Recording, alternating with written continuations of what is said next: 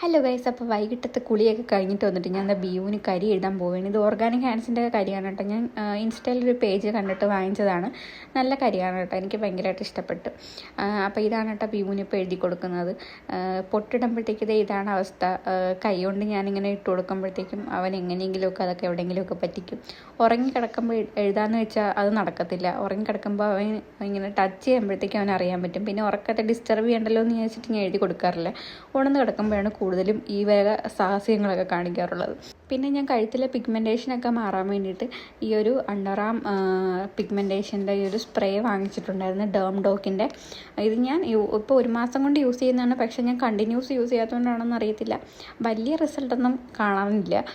എന്നാലും ചെറിയ രീതിയിൽ എന്തൊക്കെയോ ഡിഫറൻസ് ഉള്ള പോലെയൊക്കെ ഫീൽ ചെയ്യുന്നുണ്ട്. പക്ഷേ അത് പെർമനൻ്റ് ആണോ എന്ന് അറിയാൻ വയ്യ കേട്ടോ. പിന്നെ അതേ ഈ ഒരു മോദി കെയറിൻ്റെ ഈ ഒരു സംഭവം, അലോവേറയുടെ ഒരു മോയ്സ്ചറൈസിങ് ജെല്ലും കൂടി ഇട്ടിട്ടുണ്ട്. ഇതൊന്നും സ്കിൻ കെയർ ഒന്നും ഡെയിലി ചെയ്യുന്നതല്ല കേട്ടോ. പിന്നെ അതൊക്കെ കഴിഞ്ഞ് പിന്നെ കുറേ തുണിയൊക്കെ മടക്കാനുണ്ട്, അത് മടക്കിയില്ല. അത് കഴിഞ്ഞിട്ട് ചെടിക്കൊക്കെ വെള്ളം ഒഴിക്കണമായിരുന്നു. അങ്ങനെ ചെടിക്കൊക്കെ വെള്ളം ഒഴിക്കാൻ പോയി.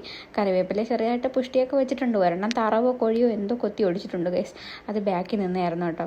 പിന്നെ അതൊക്കെ കഴിഞ്ഞിട്ട് പിന്നെ രാത്രിത്തേക്ക് ഇന്ന് നൂഡിൽസ് ഉണ്ടാക്കാമെന്ന് വിചാരിച്ചു. അങ്ങനെ നൂഡിൽസൊക്കെ ഉണ്ടാക്കി കഴിച്ചിട്ട് പിന്നെ അമ്മയ്ക്ക് ജോലി ഉണ്ടായിരുന്നു. അപ്പോൾ ഈ ഒരു മോഡലിൻ്റെ കഴിഞ്ഞ ദിവസം വീഡിയോ ഇട്ടിട്ടുണ്ടായിരുന്നു. അപ്പോൾ അതിൻ്റെ സ്ലീവ് വെച്ചിട്ട് ചെയ്യാമോ എന്ന് കുറച്ച് പേര് ചോദിച്ചിട്ടുണ്ടായിരുന്നു. അപ്പോൾ സ്ലീവ് വെച്ചിട്ടൊരു കസ്റ്റമർ നമ്മൾ ചെയ്തിട്ടുണ്ട് കേട്ടോ. അപ്പോൾ ഇനി റെഡ് ഉണ്ടോ എന്ന് ആരും ചോദിക്കേണ്ട, റെഡ് സോൾഡ് ഔട്ട് ആയിട്ടുണ്ട് കേട്ടോ. അപ്പോൾ വേറെ മെറ്റീരിയൽസ് ഒക്കെ അവൈലബിൾ ആണ്. പിന്നെ കുറച്ച് വീഡിയോ ഒക്കെ എടുക്കാനുണ്ടായിരുന്നു, പക്ഷേ അതൊന്നും എടുക്കുകയൊക്കെ നടന്നില്ല. കുറേ തുണിയൊക്കെ മടക്കാനുണ്ടായിരുന്നു. വ്യൂ ഉറങ്ങുമ്പോഴേ അതൊക്കെ നടക്കത്തുള്ളൂ കേട്ടോ. അങ്ങനെ അതൊക്കെ മടക്കി വെച്ചു. ഇന്നത്തെ വീഡിയോ അത്രേ ഉള്ളൂ. Tata bye bye, see U.